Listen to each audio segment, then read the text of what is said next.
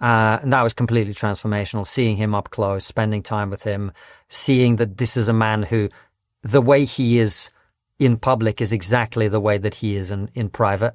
And so he really, one of those very, very rare people who preaches what he practices. I remember I think it was El Paso. We arrived right on the south, on the border. And we were late from the airport, starving. And one of the things that tends to happen is everyone who goes to his live shows works out that he might be at the best steak restaurant in town on the day. So we turn up to the steak restaurant because he only eats steak. We're starving. We sit down.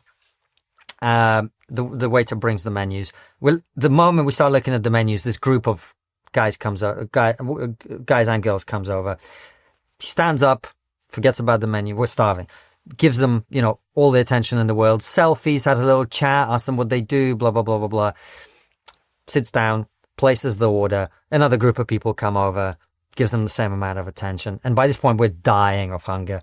Finally, our steaks arrive. And, they do in America, they say, please check that it's been cooked properly. So he cuts off a piece, he puts it on a fork. And as he's about to place it in his mouth, a group of literally 20 people shows up. Saying, Dr. Peterson, I'm so sorry.